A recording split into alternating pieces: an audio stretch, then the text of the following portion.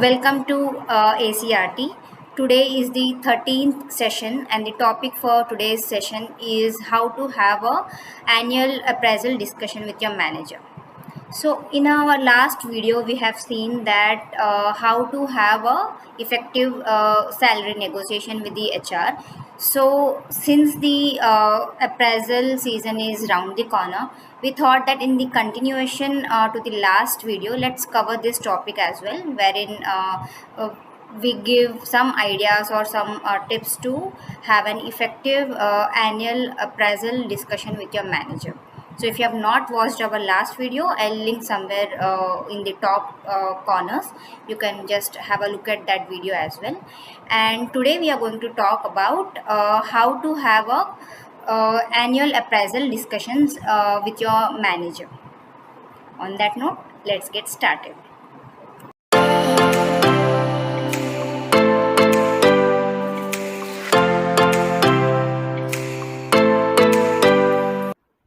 Okay, before we start, I would like to also mention one thing that you watch this video till the end for some interesting top tips to ace this game of appraisal discussion. All right. So first and foremost step to do or go for a appraisal discussion with your manager is to have a self evaluation or self inspection. So what I would recommend is that all of us before going to appraisal discussion, I suggest that we should have a self evaluation on what we have done throughout the year, or just reflect on what we have achieved throughout the year against the goals that we have set for that year. Meaning, whenever we go for an appraisal, we have to be completely prepared. And how do we prepare ourselves? We can prepare ourselves only through self evaluation or self reflection or self inspection. So before going for a discussion, please have a self evaluation, as in what you have achieved as against each goal that you have set for that year. All right. So next point is to go with a positive attitude and open mind. So this is very, very, very important that whenever we go for an appraisal discussion or for any meeting or any discussion with your reporting managers or leadership or whoever it is, we should always ensure that we go with the positive attitude and with an open mind.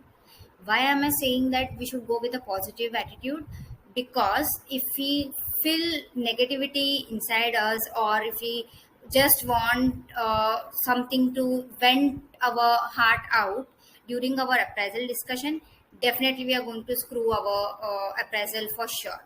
So what we have to do is just be calm and composed, just reflect on all the points as I've said in the first slide, that reflect all on your points and go with a positive attitude and open mind, and just go with a smile and be pleasant enough with your manager, so that you can sink in all the information that your manager is going to give you or provide you. So if you go with a negative or with a negative attitude, or with an attitude that okay, my manager had wronged me in so and so ways, and I'm just going to vent out all my anger on my manager, and I'm going to take out all those points which have gone wrong during my appraisal, definitely you are at the loss. So please be aware that whenever you go for an annual appraisal discussion, you go with an open mind and a positive attitude, and try to keep that conversational, or put across points in a positive way, so that it does not harm you in any way. Okay. So next point is go with proper data. So whatever you're going to talk, or whatever you're going to say that you have achieved, or what are your achievements, you have to back all those points with data.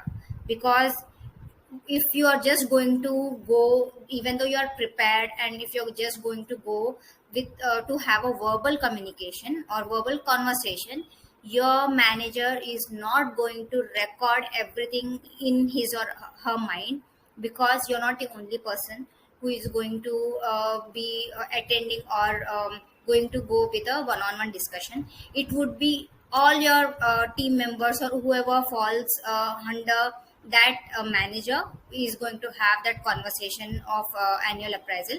So he or she should remember what are your achievements, or what are your goals that you had set, and your data points. So it is very important to go with the data points, and you, whatever claims that you're going to do, that you have achieved this, you have achieved that, there is a data point or an evidence against each claim. So it is very important that you have a conversation with data. And how do we have that conversation with data? I'm going to talk about it in further slides. All right. So when I say go prepared with your data, what you can do is, this is what I have been following since a few years now, and it has worked for me. What I do is, usually whenever I go for an appraisal discussion, before that I prepare a PPT with all my data points of all my achievements. So I prepare this PPT presentation, and I just try to recollect or try to remember what all are my achievements, looking at the goals, and just look at the goal, just see whether you have achieved that goal, and to claim that you have achieved that goal, put some data point against it. So this way, what I do is I prepare a presentation. Maybe it could be even a one slider presentation, or two slides, or three slides, and ensure that when you prepare the presentation, do not bombard with data as well, so that your manager is just going to sit what this person has written so much, right? So keep it crisp and ensure that you cover all your points, because it might happen that you may forget some points during the conversation due to some nervousness or whatever, anxiety or whatever it could be. But your data points should speak for yourself, and not even if you miss any points. So keep it minimalistic, but ensure that you cover all the points. So 2 to 3 slides should be good to go, but ensure that you cover all your points. And how do you cover all your points? So what I do is, since I am an agile coach, or I have been a scrum master in the past, and now I'm an enterprise agile coach, I would be able to tell you better how you can list down your points for the scrum masters or an agile coach, which I have been following. What I do is I categorize or bucket all my contributions throughout the year into 4 categories. So one is, list down all your achievements at team level. So what have you achieved at the team level? Put all your points. For an example, if you're a scrum master or an agile coach, what have you done to empower your team, or what have you achieved in that particular project, or at the team level? How have you enabled your team? How have you removed your impediments, or how have you contributed to the success of team? How have you ensured that your teams are high performing teams? Whatever you have contributed in the success of your team, or whatever you have contributed towards your team, you can put all those points. And as I mentioned, try to cover all your points, but do not bombard with so many data points that your manager would be going crazy just reading all the points. So keep all the points, but articulate in such a manner that you cover everything with minimal and simple points. All right.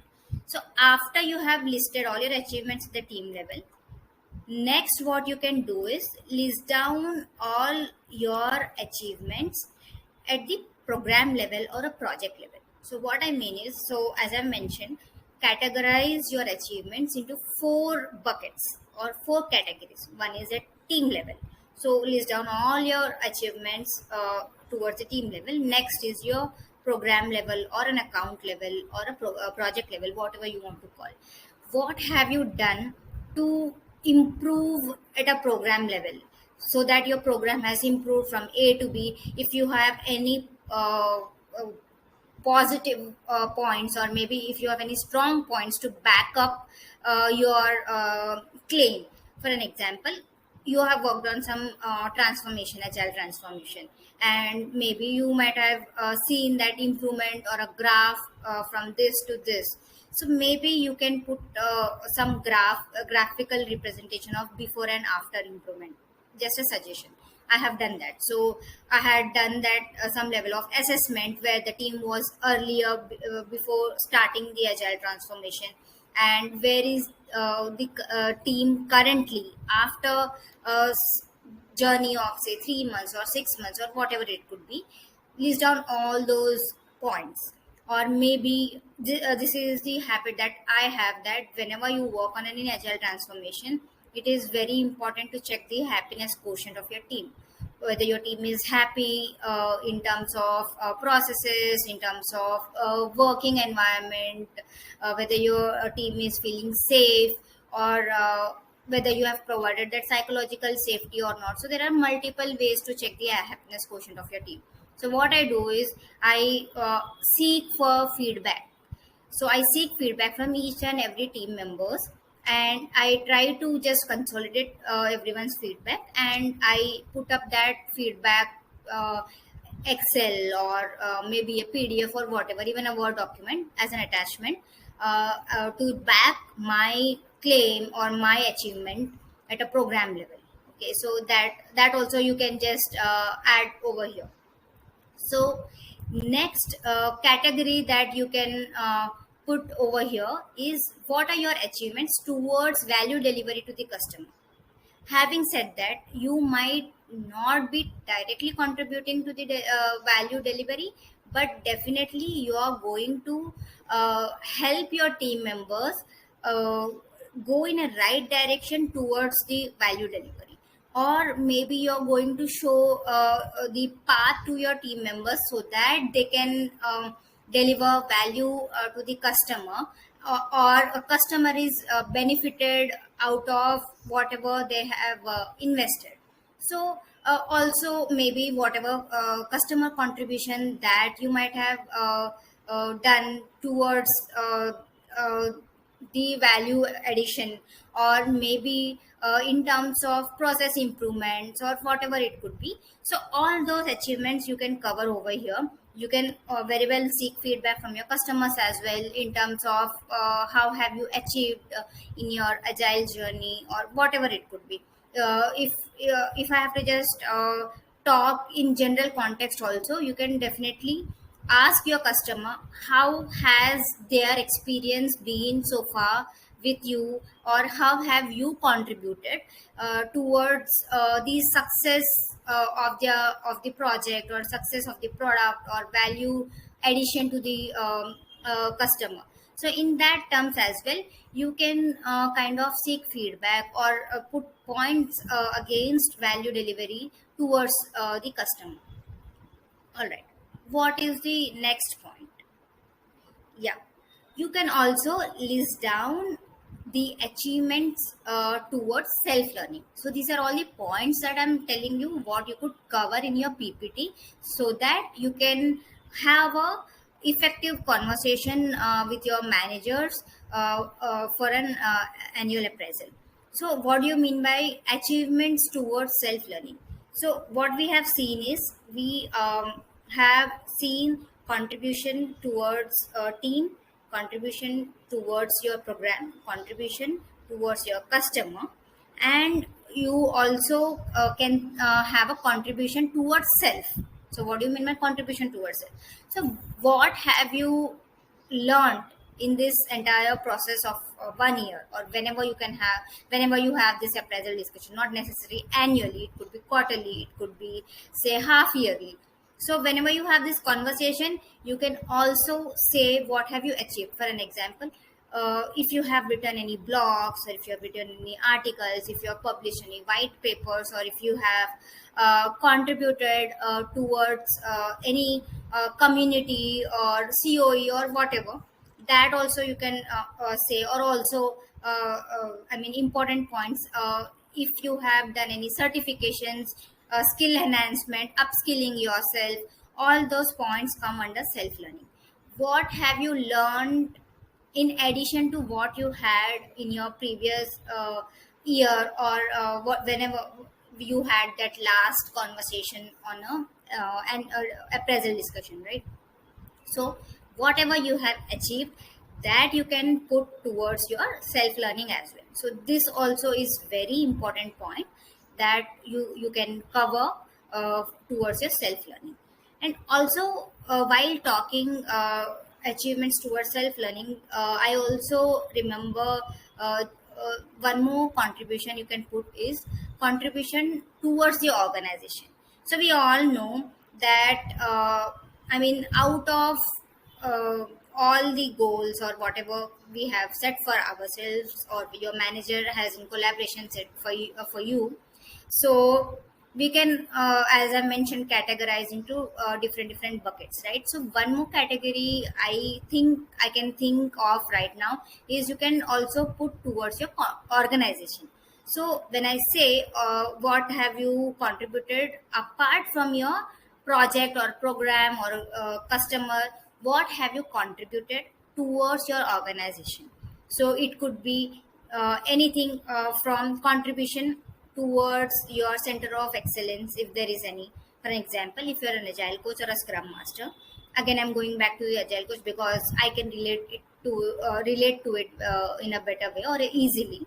So if you're an agile coach or a scrum master, how have you contributed towards the center of excellence or an agile community within your organization or within your BU, which is outside your program, that you can put. Or maybe if you have contributed in maybe training other projects or other programs, that you can include over there. Or if you have contributed towards organization in terms of conducting interviews or being in an interview panel, even that could be a value addition. So these are all the contributions beyond your daily or BAU, that is business as usual. Contributions that you have done apart from what is expected out of you, right? So these are all the contributions which are very important, that needs to be showcased. So many a times what happens is you might have done already, but you are not able to articulate or showcase all of those things. So the better way to showcase all of those things is through capturing these data points or bullet points in a PPT. So that is the reason why I mentioned that it is better to capture all the data points as a contributions, or maybe to back your achievements as evidences as well. So far what we have seen is contribution towards your team, contribution towards your program or a project, or contribution towards your value addition to the customer, contribution towards the self learning. Fifth is contribution towards your organization. All right, what is the next point? Obviously, whenever you have a conversation with your manager, it's not that only you would be speaking, right? So it would be other way around. So it should be more like conversational, not like a blame game.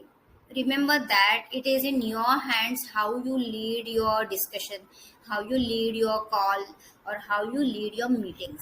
So if you go with a positive attitude, with a smile on your face, and if you want to have a conversation rather than blame game, it is in your hands that you initiate that type of conversation. You give that vibes, so that the other person also receives that vibes and gives back you the same vibe. So whenever you have this appraisal discussion, most ugliest part gets while seeking feedback. What happens is we try to take feedback in a very offensive manner or in a very negative manner. we need not take our feedback in a negative manner, right? So what is a feedback? Feedback is just an opinion that the other person feels based on some of the incidences or his or her experiences with him to or her towards you. So I remember one of my managers in the past had told me that in one of the appraisal discussion, and that stayed in my mind, and I think that would stay encarved with me. That see, I am giving you feedback, Ramya. Not necessary that you have to take that feedback in the same light. It's up to you whether you want to take it or whether you want to leave it. But if you want to improve it, just think about it. So this is what were the words by my manager, and I really feel that it helped me a lot in just looking at the feedbacks in different light altogether. So whatever feedback your manager gives you, take it in a positive manner, take it positively, write down notes, and see that how can you improvement, how can you have improvement, or where can you improve on those points. So when you note down these points, or when you take it in a positive manner, even the other person feels that okay, this guy is taking feedback in a positive way, so he would be also very willingly giving more open and genuine feedback. So if you're going to just take it negatively, or take offense on the feedback, definitely the other person will be very conservative and restricted and closed enough to not give feedback, even though there are any, and he or she would just close your case saying that okay, this is what I feel, this is my opinion, and this is the rating that you would get. So it is very important that your appraisals should be in a positive light, and it should be more of a conversation. So this way you can go and present your uh, points. And what I feel is that whenever you go for an appraisal discussion, it should be more like a you are presenting a case study of your own, right? And not like something you're going to fight or have a quarrel or a discussion that my manager had told me so many things throughout the year, he was very rude to me, and I'm going to give it back to him or her in the appraisal discussion. No, that is only going to harm you, as I've said earlier. So ensure that these are the points that you can be implemented, that you can use for your appraisal discussion, and go with a positive mindset. All right. So as I have promised that we would be having tips towards the end of the video. So these are the top tips that I felt that would help you in your appraisal discussion. So one of the first top tip is have at least monthly connects with your manager. So what I mean is, instead of having connects with your manager only annually towards your appraisal discussion, or only while appraisal discussion, I would recommend that you have at least monthly or fortnightly discussions with your managers, so that they understand what you have achieved or what you have improved, and it would not be a surprise for him as well, right? So I have seen companies, or even I have experienced that not necessarily that the manager who is working with you in your project is the manager who is going to have your appraisal discussion. That person could be or might be someone who you do not know. He would be someone within your capability or within your organization, and he is not part of your project, and he doesn't know anything about you. So if he doesn't know anything about you, he or she doesn't know anything about you, how he or she is going to get convinced what you have achieved is actually true or not? To avoid such problems, what I suggest is at least have monthly connects with your manager, if not fortnightly or not weekly, at least have monthly connects with your manager, to let let her aware or let him aware what have you achieved in that particular month, so that during the appraisal discussions it would not be a surprise for your manager. So this would be my number one tip. Okay, let's move on to number two tip. do not focus on a single achievement. So what I mean is, instead of just focusing on one single achievement, because in your appraisal discussion or in your goal setting, you would be having more than one goal. Obviously, it won't be a case wherein you are just given one goal and you have to achieve that goal throughout the year. No, it would be more than one goal for sure. It could be two goals, three goals, or whatever goals you might have set.